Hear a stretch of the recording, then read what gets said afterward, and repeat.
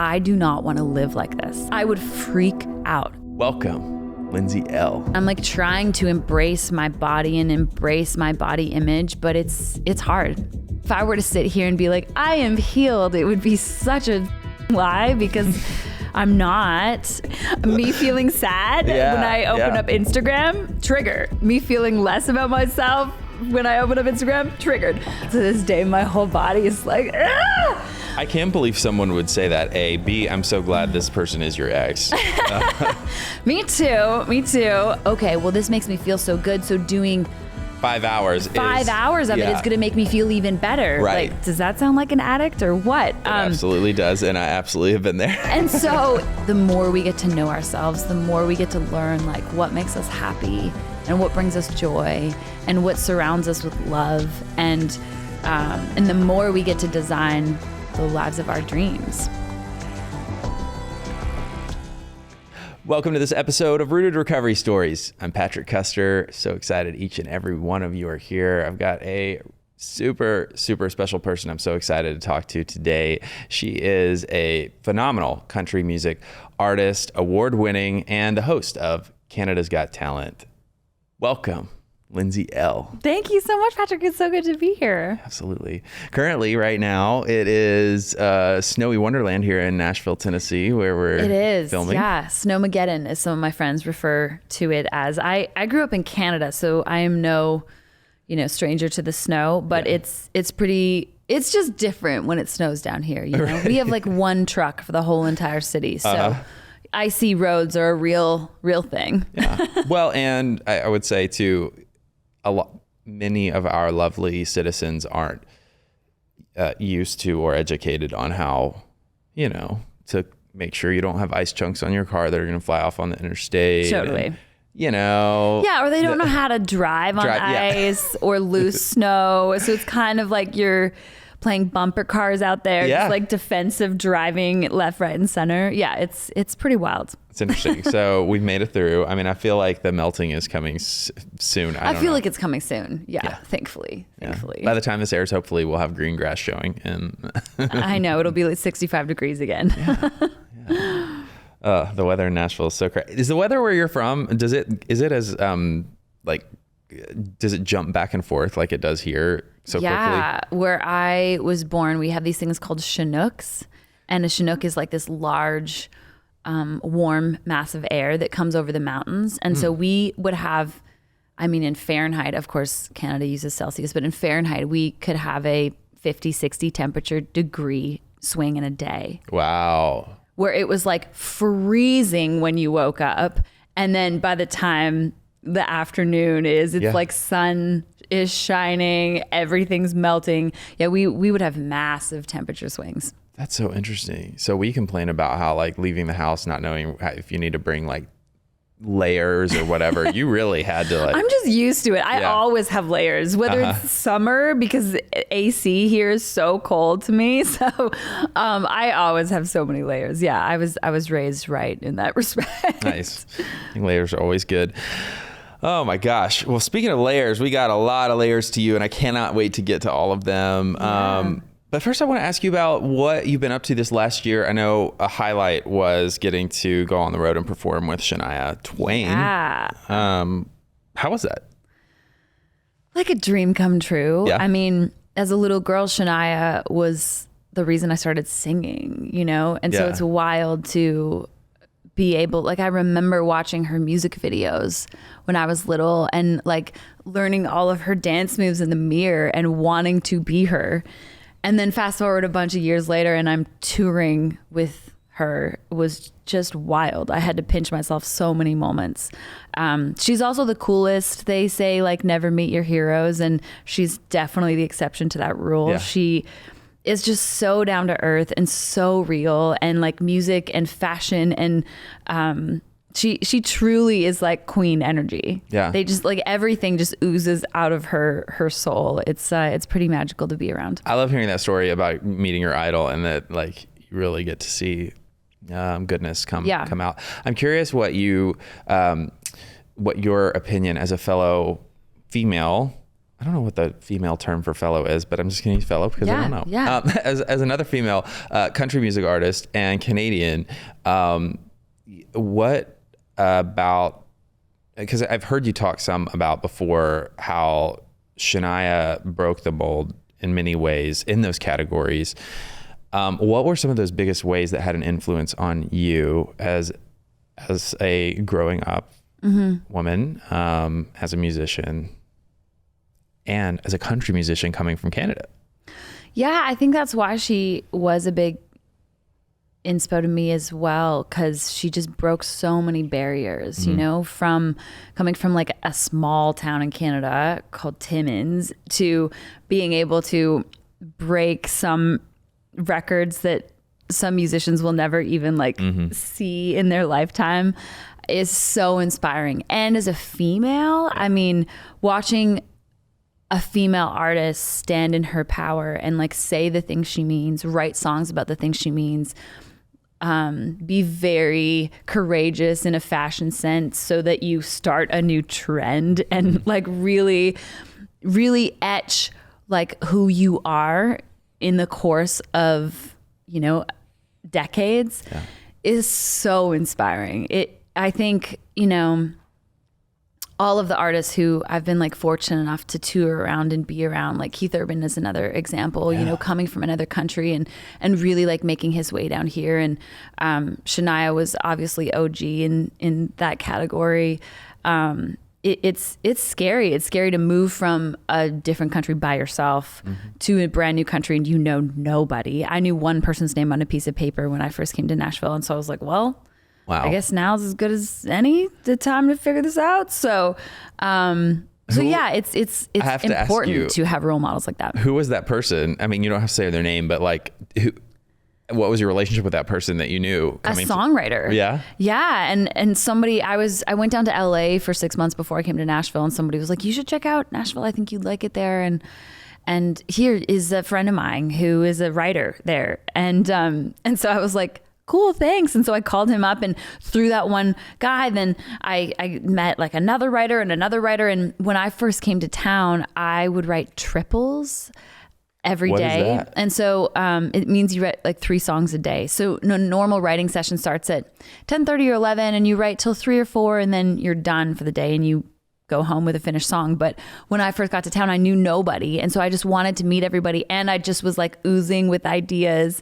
So I would get up and start my first song at 10. I would write with writers from like 10 till 2. Then I'd write another song from 3 till 6. Then I'd write another song from 7 till 10. Then I'd go to writers rounds after that and meet as many people as I could. Cause I knew nobody. I was I was coming from a different country. And so I would go to these writers rounds and listen to these incredible songwriters who were up there just like playing, you know, these massive hit songs that you're like, that person wrote that song? That's wild. And I would go up to them afterwards and be like, hi, my name's Lindsay. Will you write a song with me? And if I wouldn't have done that, I don't think I would have really made like the special network that I did. And then, you know, a few years after, got offered a publishing deal and a record deal. And now a decade later, I'm like zigzagging around the world. Heck yeah. That's beautiful. I love how you shared about just the grit and tenacity you had. I mean, because a lot of artists I know wouldn't have the work all day and then go just walk up to these writers and be like, will you write with me? You know? Yeah. It's wild. And I think when you're young, you just have a different level of tenacity and courage. I think you don't know as much about failing, or you know as much about don't know as much, and so you're a little bit more fearless. Yeah. In many ways, because when you which is the most beautiful thing ever. Yes, I still want to tap into that confidence sometimes, and I like try to channel my 20-year-old self, and I'm like, okay, what would my 20-year-old self do in this moment? Because I think that kind of fearlessness is really potent. Fearlessness, and also our ability, like the younger we were, our ability for fearlessness and faith. I think it's just like, it's great to be able to go back to those places. And I love that you mentioned that. Yeah, I think it is too. And when I think about like my younger girl self, I also look at me as like a little sponge. And I was just so eager. I graduated high school a year early. And I just wanted to like get out on the road and play music and sign a record deal and become a rock star. And I just was like, I'm ready to do this. And I also think that there's a vulnerability there that can sometimes be taken advantage of in certain situations. Granted, the beautiful reason of your podcast of like, we're humans. And when sometimes like when that eagerness is taken into the wrong hands, things can get weird, you know, and shit can go awry pretty fast. And so even just saying that, I like look back on my 20-year-old self or my 13-year-old self and be like, that little girl is so beautiful. And she's also so vulnerable in ways that like now I guess 2020 is like everything in hindsight is 2020. But now looking back on that, I'm just like, oh my gosh, I just want to like wrap my arms around her and protect her. Yeah. I can completely understand why. Well, not completely, because I'm going to hear more about that in just a second. But I know you, in the past few years, have gotten vulnerable publicly with some things that you're healing from. And the first thing I want to ask you about is being diagnosed with an eating disorder, acknowledging that.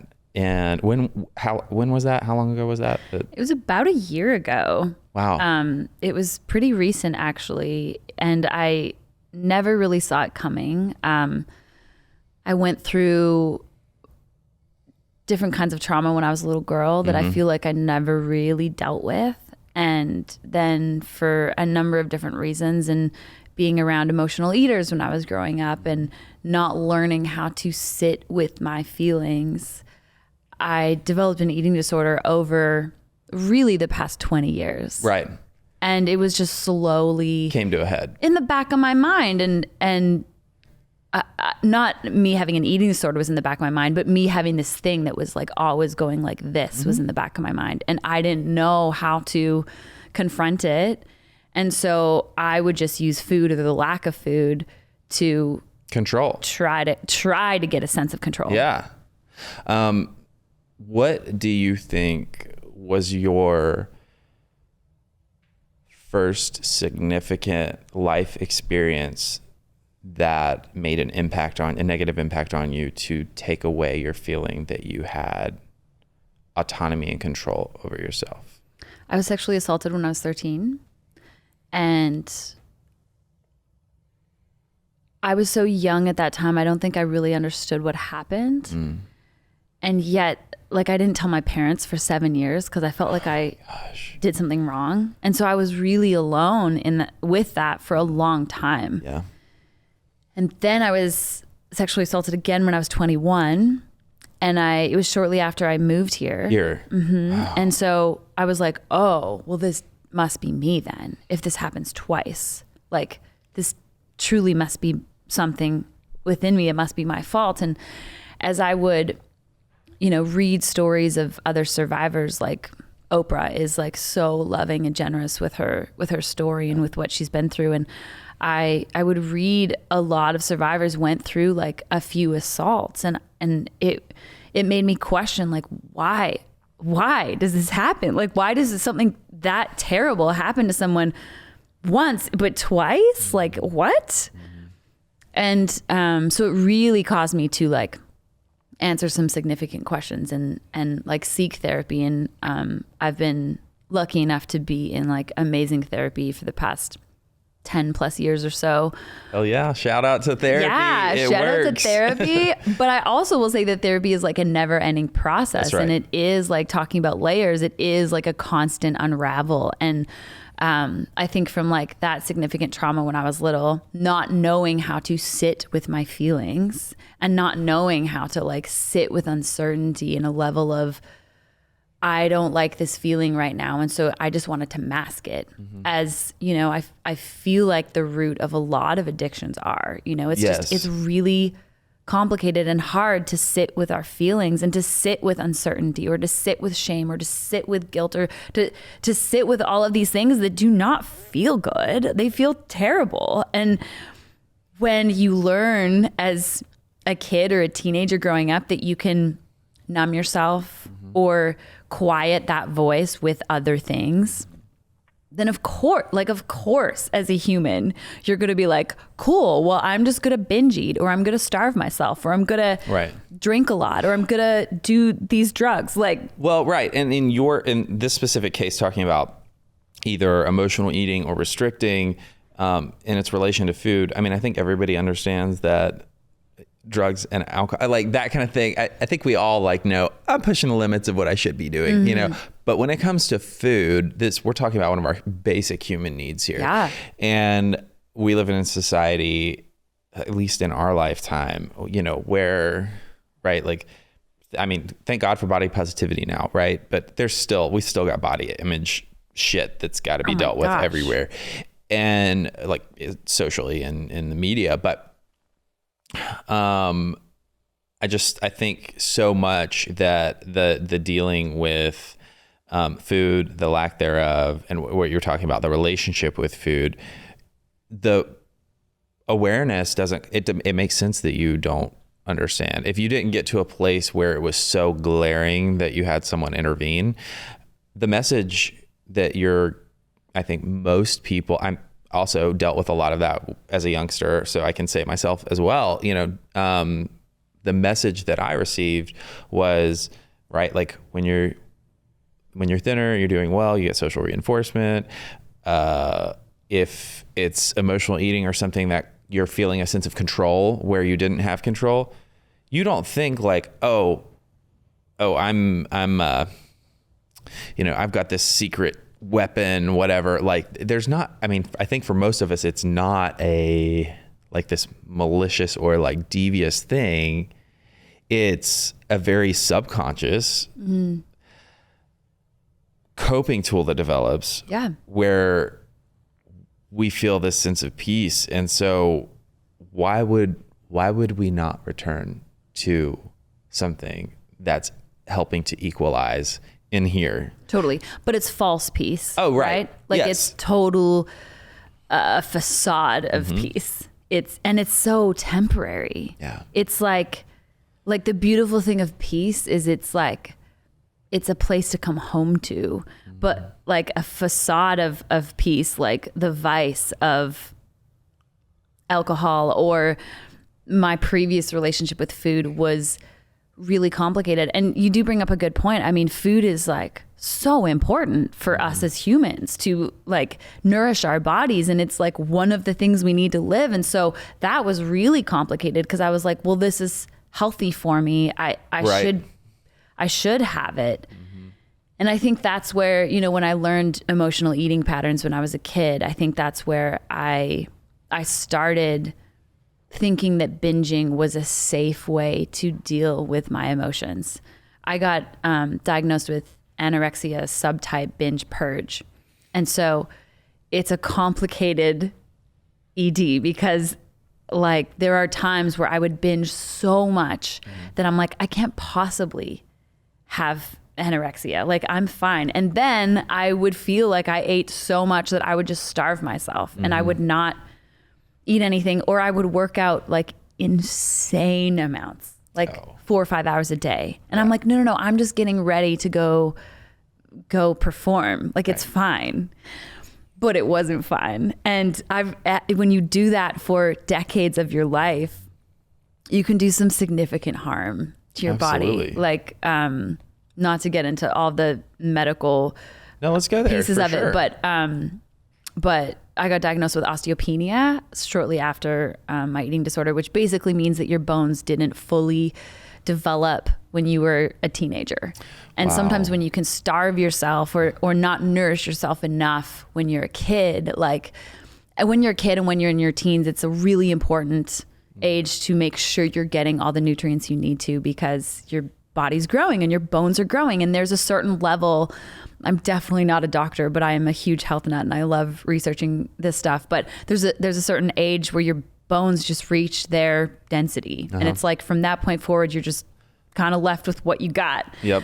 And if you undernourish yourself in your teenage years, your bones aren't going to get as dense. And so osteopenia is not osteoporosis, but it's the step right before osteoporosis, and it means you're more susceptible to developing osteoporosis later on in your life. Wow. And so if there was anything that I needed, even scientifically, to be like, to kick me out of denial and to really address, okay, Lindsay, you need to look at this. Like, this is not just, oh no, it's fine, I'm fine. I think the moment last year when I finally realized it's time for me to figure what else is going on here.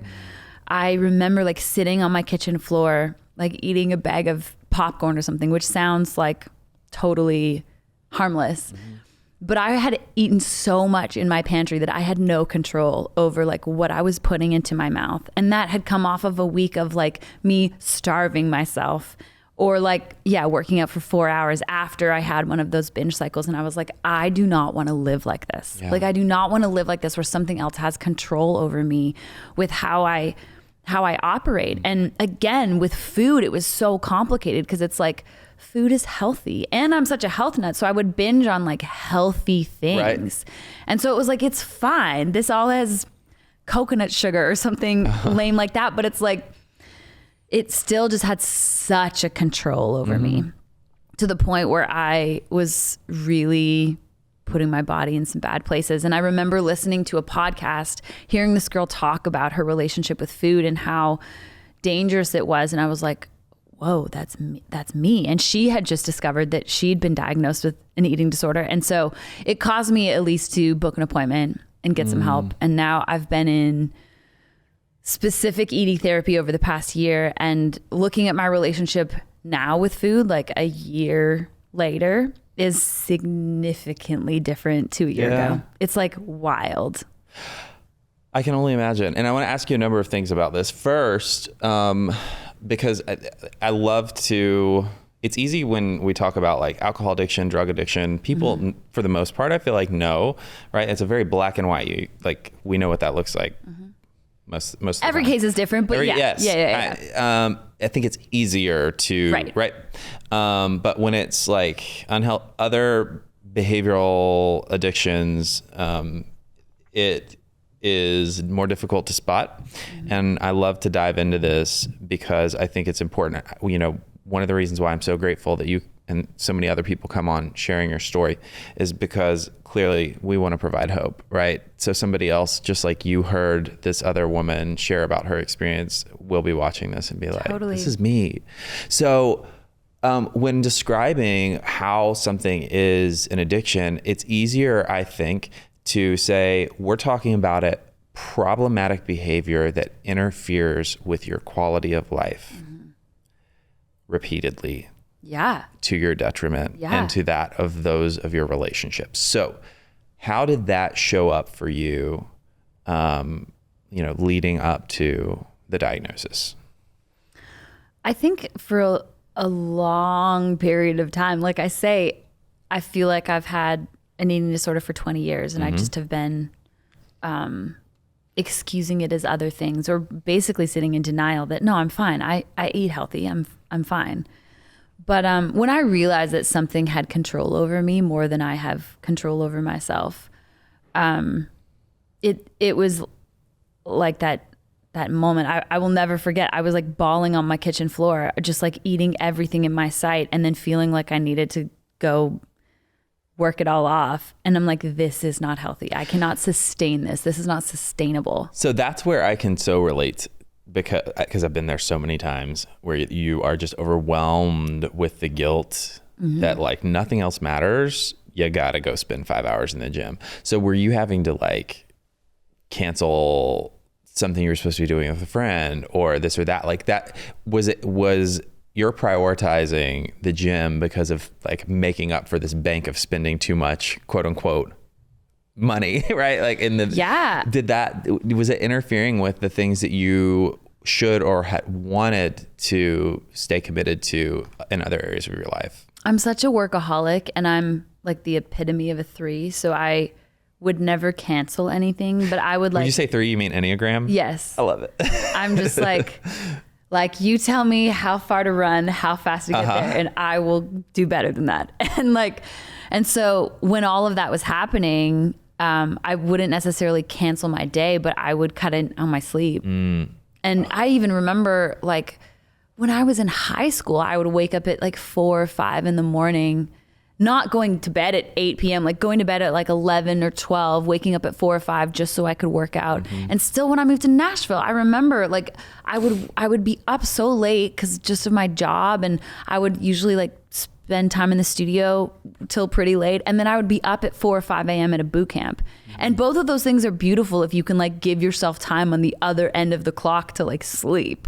But I just didn't. I was like, I'm fine. I can function with no sleep, which obviously is not sustainable either. But yeah, I definitely cut into my sleep all the time for years, like years and years and years. And that's huge when talking about the longevity, quality of life. And it says so much to me about like, you know, how the healing probably has had to take place for you. You know, you show up as an individual when unhealthy stuff comes in, like you will suffer before you make others suffer. And so to the point where when I ask you, how is this affecting your quality of life? You didn't even tell me it was my sleep. I was like, how's it interfering with your relationships? You weren't even thinking I was sacrificing my sleep. You're thinking like, well, you know, and all this other stuff. And we get to, no. It pushed into my time because there's no way. So I just think like I identify so much with that because the first thing you go to is not even thinking about how it was stealing from these other areas of you. Yeah.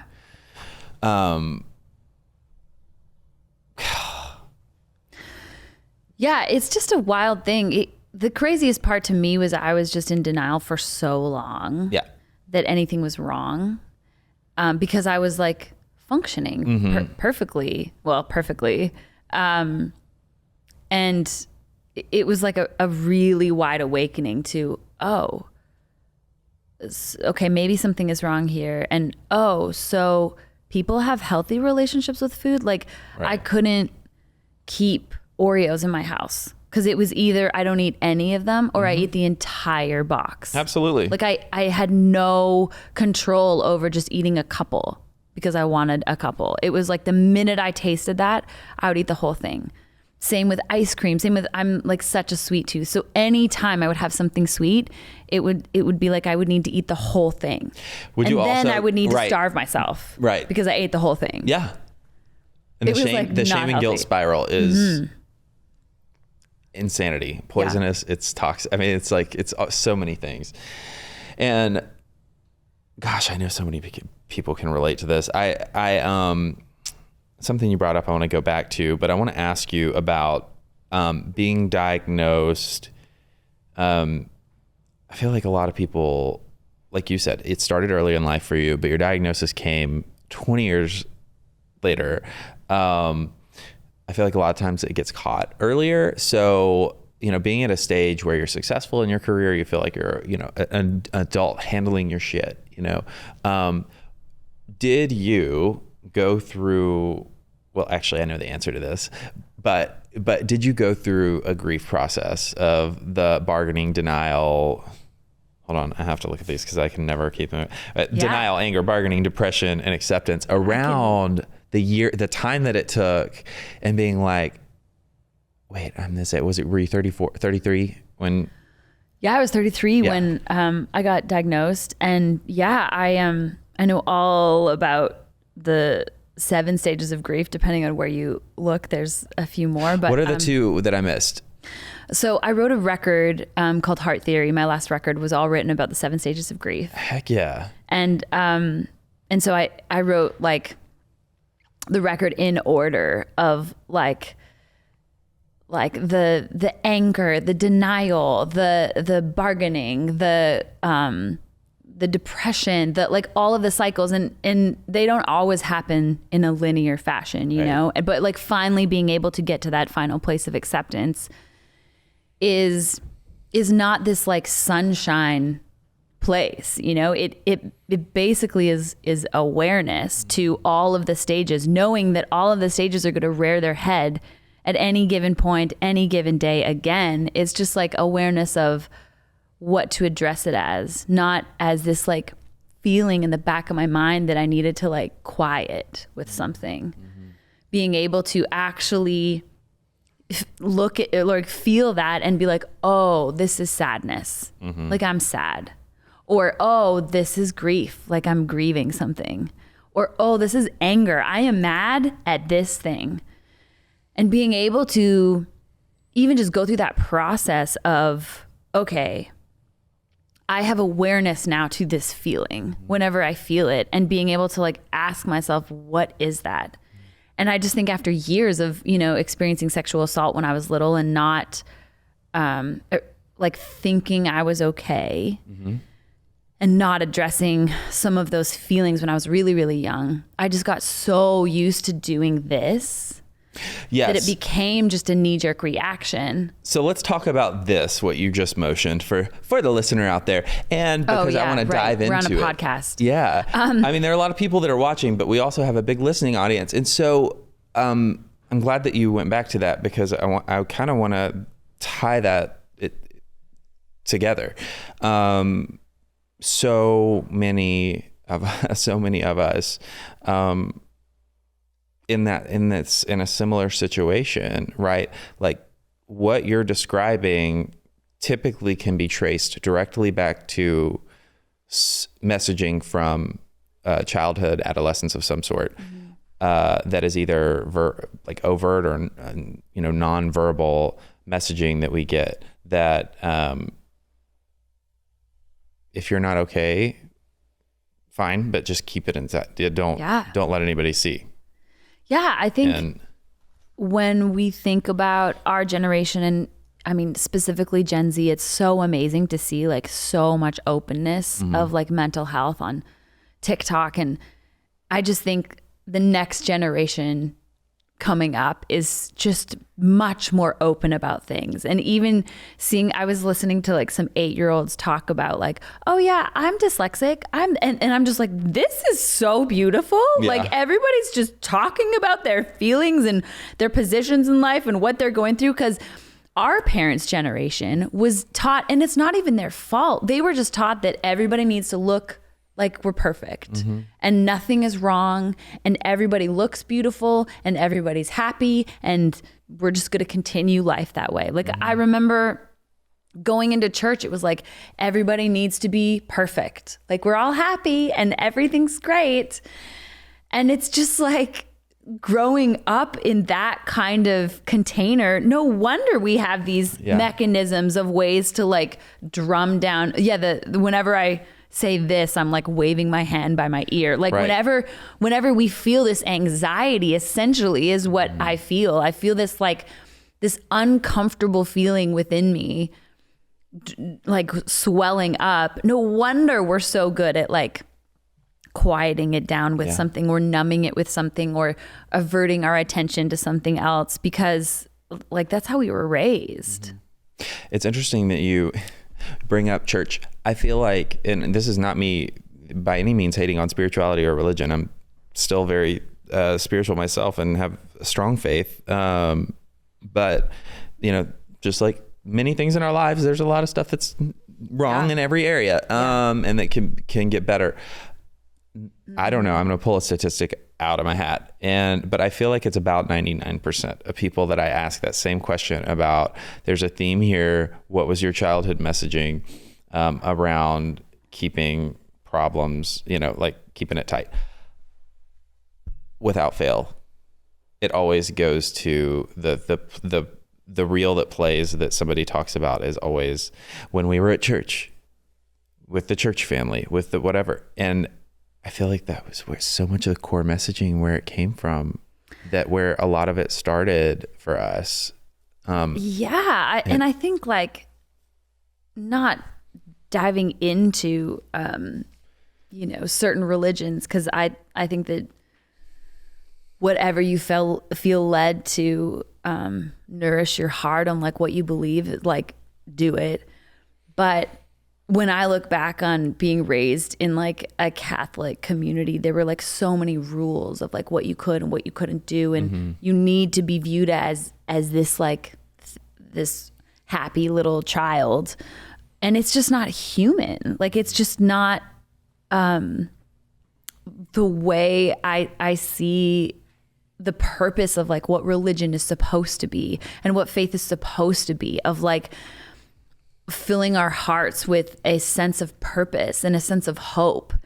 That's not what church was to me when I was little. And it's why I don't go to church today. I have an incredible faith. I like pray every day. I meditate every day. Like my faith is central to my entire life, but I don't connect that to a building anymore. And I think because when I was a kid, that was just so backwards. I think that resonates with me so much.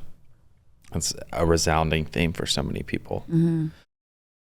This podcast is brought to you by Promises Behavioral Health. If you or a loved one are struggling with trauma, addiction, or mental health, we are ready to answer your questions and help you take that next step. Call our admissions center at 888-648-4098 or visit us online at www.promises.com. Our team is ready and waiting to answer the call for help. So on a little bit of a different note, I'm curious regarding your healing process this past year. What are some of the rewards and some of the challenges that you've experienced? I'll do challenges first because I was like getting the hard stuff over with. Probably why I've had an eating disorder for 20 years. But the hard stuff is like the minute you feel that place of peace, or like I said previously, like once you feel that place of acceptance, it doesn't mean that you're like good now. It's like, cool, you're good for the rest of your life. Like you get triggered all the time as human beings going through the complicated lives that we are all living. Like we're good to get triggered by things all of the time, every day sometimes. And it's more just learning tools of what to do when you get triggered, and hopefully so you can respond differently than you have in the past. And so the hardest thing has been that, like, I thought I would get to this place where I'm just good now. And it's like, no, that's never going to happen. There's no finish line to recovery. There isn't. And if anything, recovery means, to me at least, it means like actually sitting in my feelings, which feels awful sometimes. Yeah. Like actually sitting in my feelings, like really sitting with sadness or anger or guilt, like does not feel nice. Like it's not fun. And so that's been the hardest part, is realizing that actually recovery to me means feeling things, which is difficult and hard. But some of the most beautiful aspects of it, like I never thought I would have a different relationship with food. I always thought that I would be an all or nothing person, because I'm so all or nothing in the way that I do a lot of things in life. And again, this probably is not by accident, you know, like Same here. we are beings of habit. Yeah. But I've been able to completely rewrite my relationship with food. I now like view food as like, I always would be told like it's fuel for your body, and I'm like, yeah, whatever, I'm never gonna see it as that. And through like doing significant ED recovery work and therapy and working with nutritionists and all of these kind of specialist therapists, like I've been able to there's something called nutritional rehabilitation, where you start to like eat all of the things that I would never let myself eat. And so for a few months. Did you walk through a shit ton of fear doing that? Yeah, because it's like dancing with the devil that I felt like was going to hurt me. And for sure, I mean, we'll get to body image in a minute, but as an artist, the way I'm viewed on stage is like a very complicated part of my brain. And body image is like the last step in this eating disorder recovery process. If there ever is a last step, like you're always like bouncing back and forth. But in terms of like unraveling the onion, body image is like the last piece, which we can talk about in a minute. But yeah, nutritional rehabilitation is wild. You sort of eat all of the things that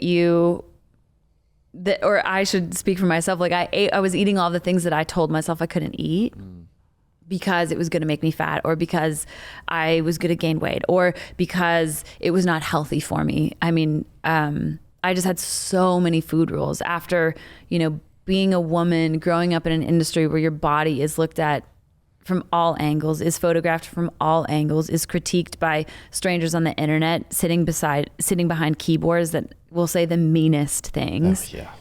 And so I was so conscious of my weight, and I would go from this diet to this diet to this diet to this diet to saying I'm paleo. No, now I'm keto. No, now I'm this. No, now I'm that. And I'm just like, God bless. Like, I know so many diets in my mind. I know like the calories in certain foods. I know the fat content in certain foods. Like, my brain is just overwhelmed with like a ridiculous amount of information that really doesn't mean a lot. Mm-hmm. And for me to learn like, oh, I can eat anything that I want and just see like how my body feels about it. Like, I can eat for a preference. I like didn't understand that because I was just so focused of, no, I need to eat this to look a certain way, to be viewed at a certain kind of way. Mm-hmm.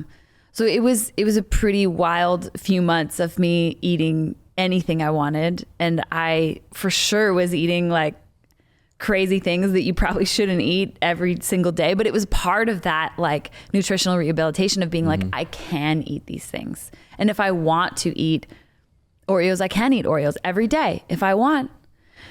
And so it was really hard. And now, since going through that for about a year, I have such a different relationship with food in the fact that like, if I want to have an ice cream sandwich, I will have one, but I won't need to eat 8 of them. Because before I would never let myself eat them. And then the minute I had one, I would eat all 8 in the box because I would never let myself. And I would just say to myself, okay, well, I got to get it out of my system. And I got to like eat so many ice cream sandwiches so I feel sick so that I don't want to eat them again. And this probably sounds crazy, like hearing all these things, but no, I was literally kind of thinking things that I would say. When I would emotionally eat, when I would eat the rest of the box of ice cream sandwiches, it would be because I'm believing a narrative of like, I'm not going to be able to eat these I know, but I already know this is punishment. I'm going to have to punish myself after this. So I'm going to eat all of these to make sure I enjoy every last possible bit of enjoyment. I get it all out of my system so I can just like really savor it, and then I'm just never gonna have ice cream sandwiches ever again. Ever, yeah. And I'm like, that is not a human being thing. Like, should you eat ice cream sandwiches every day of your life? Probably not, but can I if I really feel like it? And the strangest thing is, if you let yourself eat ice cream sandwiches every day, you're gonna eventually wake up and be like, I don't feel like an ice cream sandwich anymore. Like, I want an apple. Like, eventually you're going to get to that point. So it was really scary, but it's kind of wild since I've like let go of the reins of control on that, how I actually can listen to like what my body wants, which is so wild for me to even say that sentence because I was not anywhere close to there a year ago. It's beautiful. What is your relationship with fitness gone from to? I love working out. It's one of my, like when people ask, what's your hobby? I list all the things I do to work out because I love it so much. And it like the dopamine or whatever. Yes. I don't even know enough about hormones to really understand what's going on in my body. But the way I feel after, the runner's high after I run, I hate running, but I love a runner's high.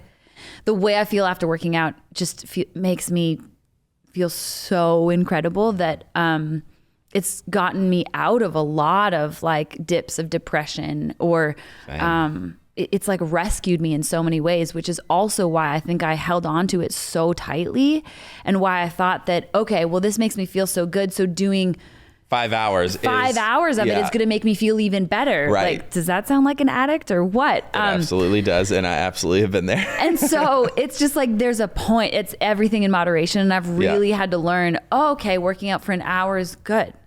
And it's been hard sometimes. I know that sounds crazy, but it's been hard, like stopping at a certain time. So now I like I time myself if I'm going to the gym, or if I go to a workout class. Like I would go to a workout class and then come home and work out for 3 more hours or something. Like, of course, it's almost like portion sizes. Yeah. With the way I work out now. I'm curious to know if you have experienced this, because I did as well once I got some healthy balance to my fitness.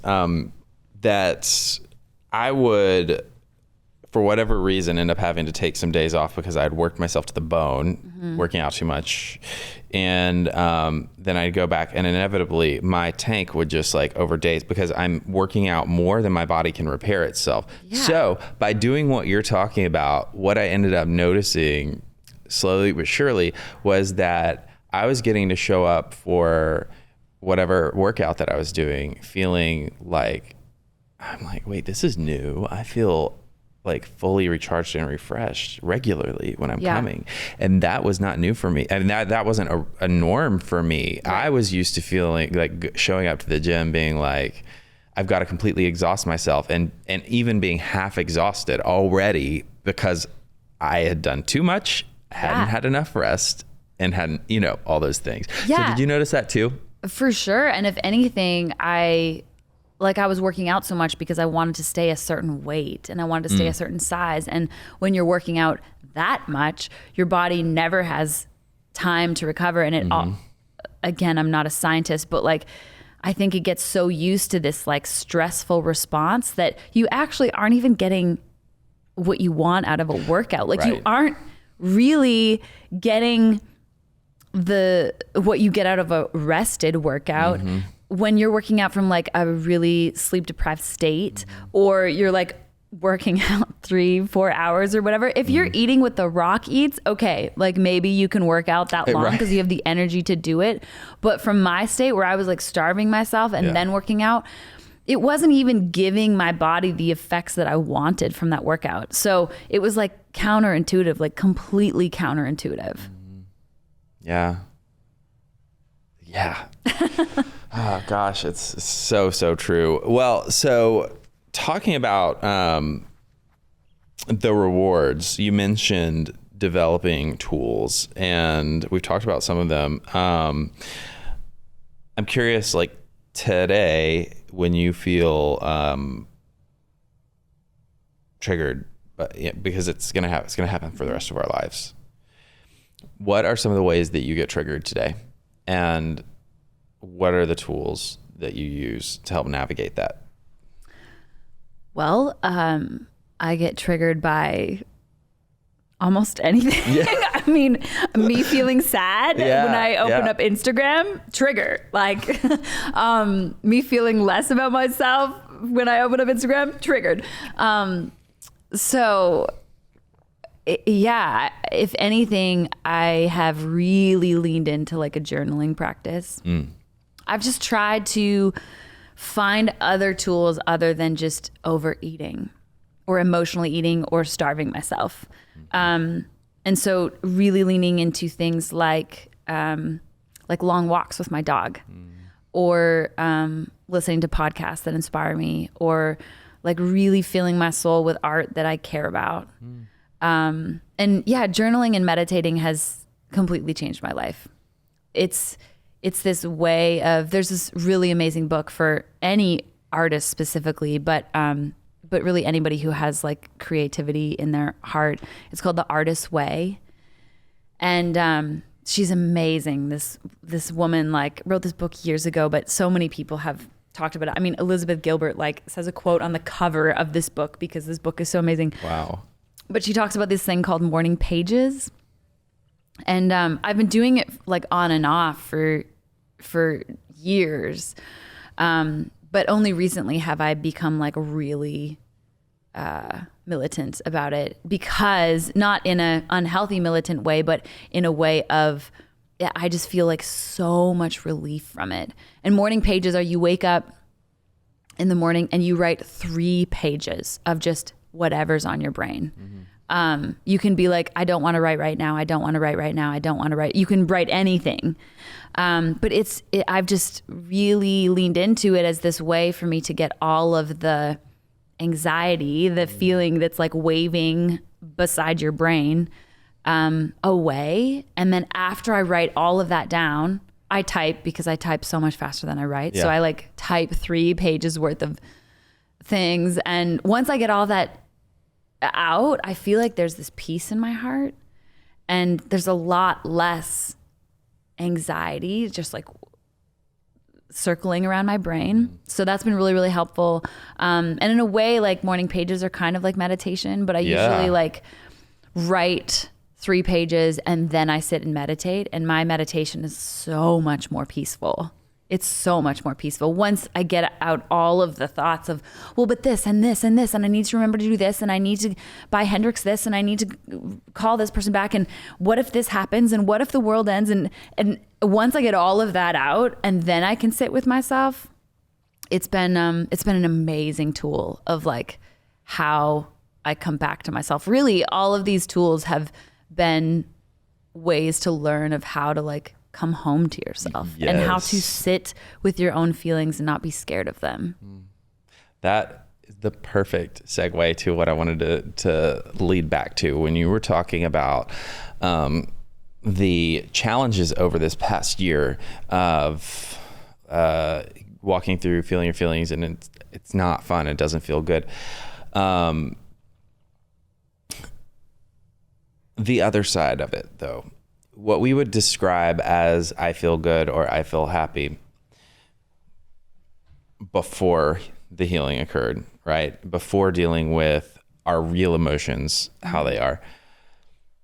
How would you describe the difference is on the other side of letting yourself feel anger, sadness, depression, the icky things that we previously would numb out or not let us? How would you describe what it feels like now on the other side? Because it's always temporary. It's always temporary feeling, right? So when you get through to the other side, what is that reward like for you? Yeah, if anything, like the feeling itself feels worse. I will just be brutally honest. Like feeling grief and like feeling anger is like, oh, this is awful, which is why I like numbed it for so long. Mm-hmm. So the feeling itself is worse, but after the fact, on the other side of the feeling, which you're right, like all of those feelings are temporary, you get a level of peace that is not as temporary as like numbing always was. Yeah. And there's like a deeper awareness or like a learned insight to who you are. And I feel like you get to like, through every time you're triggered or through every emotion you feel, you get to learn like deeper layers of yourself, which is the greatest gift of living life I think there ever is. I think that the more we get to know ourselves, the more we get to learn like what makes us happy and what brings us joy and what surrounds us with love. And the more we get to design the lives of our dreams. And I know that sounds really meta and really like not at all dream world, but I think it's through feeling difficult emotions that we learn little like navigation points of like, oh, that stove was hot. Maybe I shouldn't go there again. And oh, that person made me feel terrible. Maybe I shouldn't hang out with them. And it's like all of those little lessons that that I think like guide us along the path and help us learn how to attract what we want. Absolutely. I love that you touched on all of that. So a couple things I want to speak to. So I got sober at 24. I didn't start therapy and doing a lot of like trauma work and all that stuff until I was 30 or 31. And it's been since then for me that I started doing a lot of things you're talking about, recognizing the negative emotions for what they are and recognizing and being aware that those are meant to be felt. The healthy thing is to acknowledge and sit in it. And through that, I was able to identify, I knew that I've dealt with huge amounts of codependency my whole entire life. I didn't know how. There were ways that were unlocked for me. And so much of that was not understanding what true happiness was, not understanding what you were just talking about, what really makes me happy. It was, for me, it was through identifying and sitting through those different, the icky emotions, as we call them, that led me to being able to find out what that journey of what actually makes me happy. Yeah. As an adult, I could not have told, because if you had asked me in my 20s what made me happy, I would have told you what I thought you wanted to hear. Yeah, it's so weird because like I've had, you know, boyfriends ask me, well, you don't know who you are. And it's like, I do know who I am. Like, I know who I am. I've just been conditioned to be this thing. Yeah. And no human being is a thing, but it's taken me a lot of time to figure out that process. And if anything, I think it boils down to me like seeing myself as worthy of being heard and like prioritizing my own voice over other people's. I grew up in, you know, like Canada, we're like raised people pleasers, you know, it's like part of our culture or something. Yeah. We're like so friendly and I just loved being able to, like, if everybody else was happy, I was like, okay, cool, I'll be happy then. And it's been a huge pattern for me to become aware of that like people pleasing part that I think really easily gets wound into addictions and our vices, because again, we're just like, it's sneaky. Yeah. And we're like pointing energy outwards into like other people instead of just because it's more comfortable than like pointing energy in here because in here feels awful. Yeah. And so when I finally was like, oh, my voice is worthy of being heard. Oh, and my voice should be heard before I listen to all these other people telling me things. Interesting. Like that whole concept took me a long time to even realize. And now I think it's the thing I need to work on most, like in this very moment, is reminding myself that like that inner gut instinct is more valuable than anything else. Anything. Heck yes, sister. Yeah. Oh, I mean, like, what a beautiful place to come to. And I mean, like, a year, so much happens in a year, but also, like, with what you've gone through, I feel like that you are oozing such healing, like that you have just, I feel like you have attacked in a good way, just put your all into this process of healing over this past year. Thank you. Yeah, I definitely attacked my numbing of it all because I was like, this isn't serving me. And I want to see what's on the other side of that because this doesn't feel good at all. And, you know, the recovery of it doesn't feel good either, but the ability to come back to myself is worth any kind of discomfort. And now I have glimpses of that. I will say it's not like that forever. It never will be. But the fact that I know how to navigate to come back to myself is like a gift that I will never like abandon again. Yeah. And I hope that, you know, anybody listening to this knows how to navigate back to themselves, or if they don't know how, that they're interested enough to learn how and to figure out all the things in their road that are like speed bumps slowing them down from that process, because it's so special.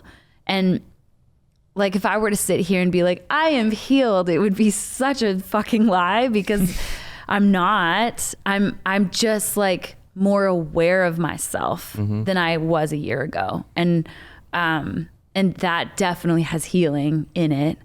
Body image is something I still struggle with so much. In my industry, it's like left, right, and center of... Yeah, we haven't talked about that yet. I'm curious because it's like I hear so many people, and I've talked to so many people that talk about like, you know, I've recovered, you know, it's recovering is a lifelong process, yada, yada.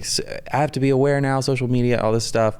And we touch on body image in a like, almost like because we have to, but I really am interested from your perspective as a public figure on stage, in the media, right? Like you said, all the angles, and you have no control over it. I heard you say once, you were like, not even the people who are supposed to be taking pictures, like unprofessional photographers are taking pictures of me in the crowd. I love that because I love playing shows. Like playing shows on stage is my favorite thing to do on this planet. Sure. Like nothing brings me more joy.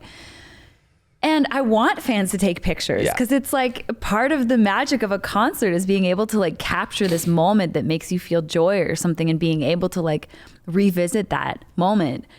But sometimes like pictures are posted on social media that I look at myself and I'm like, oh my gosh, I hate that body.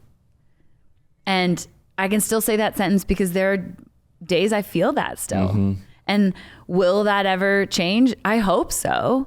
You know, a year ago, I thought I could never keep a package of Oreos in my house, and now I can. So I feel like there's hope. But do I love my body in every aspect, in every way? Like, Brene Brown is so brilliant and amazing, and I just love everything that comes out of her mouth.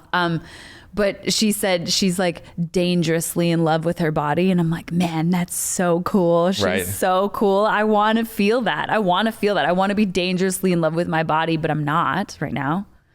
And yet I'm like really open to learning more about that. And I'm a lot better than what I have been. You know, I have been so bad that the minute I saw like any piece of skin, like oozing out of or like coming out like over if my your pants are tight and I would freak out and I would like delete the picture or I would need to wear something different. I had a boyfriend, like an ex-boyfriend relationship like a while ago, and I remember sitting on the bed and I was wearing like jeans that had holes in them. And my leg was like popping out of like one of the holes in my jeans because when you sit cross-legged, that's what happens. It pushes your flesh out. It pushes your flesh out. And my boyfriend at the time was like, I can't believe your skin's coming out of your jeans. Like, that's gross. You should get a different pair of jeans. And it like I still to this day, my whole body is like, ah! I can't believe someone would say that. A, B, I'm so glad this person is your ex. Me too. But it's like things like that, messages like that stay in our minds. And Absolutely. No wonder, you know, as women, we feel, because some of my friends have been told the wildest things as, you know, artists being like put on a pedestal of this is the way you need to look or this is the way you need to perform or comparing yourself to like model photoshopped images on Facebook or on Instagram or on all these places that are just so the fake version of what a human body should look like. And so I know all of these things and I'm like trying to embrace my body and embrace my body image, but it's hard. It's a hard one. Do you have any a top go-to like of how you cope? Like, so being triggered with, because I'm assuming, I'm not diagnosing you, but like most of us that are recovering from eating disorder also have body dysmorphia. So I'm assuming that that's I would assume most humans on the planet even have like a little bit of it because it's so fed to us of like, this is the car you want. This is the house you want. This is the body you want. This is the like cool, like cuffed shirt you want. It's like fed to us every flipping second. And if anything, our phones are like programmed to learn us better and to feed us more of that shit. So it's like it comes from every direction. Absolutely.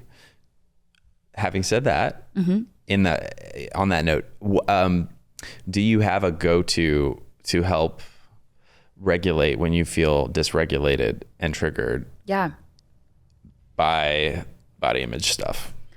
Yeah, the first thing I've done is stayed off social media for a while. You know, I want to be on social media because of my job and because it's like a way for me to talk to fans, but I really need to manage how long I sit on it. And when I get into scrolling, I just get off of it. And so I don't really see any of my friends' updates on what's going on with their lives anymore because I go on social media to post what I want to post and then I get off. That's been really helpful. And then just like trying to love my body in ways of even saying affirmations or trying to look at myself in the mirror and be like, I love my body. Even if like 2% of me believes it. Repetition, I think, is of those kind of exercises is so helpful. And if you can like stand in the mirror and be like, thank you, body, like thank you for bringing me through this life and bringing me through this day. Like I broke my foot a couple years ago, and it is wild how much we take for granted, how hard our body works every single day, and like all of the processes that your body's doing that you don't even know about, that if your body didn't do those processes, you'd be dead. Yeah. And so it's like being able to just show gratitude to my body and like speak it out loud, even if it's just to myself in the mirror, has been really, really healing. Well, and I think that I love that practice too. Because even if you can't believe it, even if it's 1%, even if it's no percent, yeah, it helps your brain recognize that there's a goal. Totally. And by acknowledging the goal, like it can move a little bit closer to it. Yeah. And I remember reading in all of the amazing books I've read over the past few years, like your brain can't know the difference between saying, I want this or I don't want this. So when we say a whole bunch of negative things, our brain interprets it as truth. Wow. And when we say a bunch of positive things, our brain will interpret that. So it's like, be careful of how you talk. Like saying, I hate my body or I don't want this body is so harmful compared to saying, I love my body, or I'm working on this, or I appreciate, like, saying positive things is so important. Just as like our bodies can interpret the difference between our hands hugging ourselves and somebody else hugging ourselves. And so like, even this sounds so weird. People are probably like, Lindsay's crazy. Like hugging yourself or like putting your arms around yourself. Like your body cannot interpret the difference between you hugging yourself and somebody else hugging you. And so I've just been really mindful of like trying to love myself more, because I've been really bad at it over the past 20 years. And I think it's in how you talk to yourself, how you nourish yourself, for sure. Like being able to be like, thank you, body. Like just gratitude is huge. Yeah. I love that. So we've talked about so many great things today, and thank you so much for your vulnerability and just, going through that. It's not easy to talk about again, like the hardships of your life and dive back into that. So I have so much gratitude to you. I want to ask you, like for that person who has identified with your story, what would you leave as like a final word of encouragement for them? I would say that regardless of where you are in your life right now, if you think something is impossible or you will never be able to change some aspect of yourself, I would really challenge that, because I think that you can change whatever you want. And if there's a will, there's a way. And for anyone who thinks that they can't put a package of Oreos in their pantry or something, like you can, like you actually can. You just have to have faith in yourself to take the first step or to reach out and get some help. Yes. And like that help can look like so many different things, but you have to be able to take the awareness of the first step of, okay, maybe I need some help in this department. Who could help me with that? Absolutely. And I just like to add that getting help, I think the best first step always is finding someone that you can trust and just get honest with them about what's going on in your life and telling them that you need help, and that even if they're not the one that's going to help you get help, to at least be accountable to them so that another human being knows that you're struggling. Yeah. And they're going to hold you accountable and ask you like, hey, Linz, totally. Did you make a phone call yet? Yeah. Did you do that Google search? I think our words and our stories have so much power. Yeah. And yeah, like you said, even just reaching out to a friend or like it can be literally anyone. But healing is possible. Amen. Lastly, I want to ask about what you have coming up. Yeah. It's very exciting. And so tell us a little bit about it. Oh my gosh. I'm working on so much new music. I'm so excited. I've had a lot of inspiration to write about the past year or so. And I've also went through this massive transition in my music career. I'm, recording the music that I've wanted to record in a long, long time. And so I'll have some new music coming out in a few months. So it'll be like the tip of the iceberg with a new album and shows to come. We'll be like traveling a lot, playing some crazy shows and festivals this year. So it's going to be 2024 is going to be pretty amazing. I'm excited. I can't wait to hear when your first Nashville show is going to be coming up. So I'll be there. I will definitely let you know, Patrick. Thank you. Thank you so much. And thank you again for today. This has just been absolutely phenomenal. You are precious. Your story is precious. And so much healing to be had here. So thank you. So true. Thank you. And thanks to each and every one of you for tuning in, sticking around through the end of the episode. And I want to remind each and every one of you that it is never, ever too late to start loving yourself. And you're only ever one decision away from a completely different life. This podcast is brought to you by Promises Behavioral Health. If you or a loved one are struggling with trauma, addiction, or mental health, we are ready to answer your questions and help you take that next step. Call our admissions center at 888-648-4098 or visit us online at www.promises.com. Our team is ready and waiting to answer the call for help.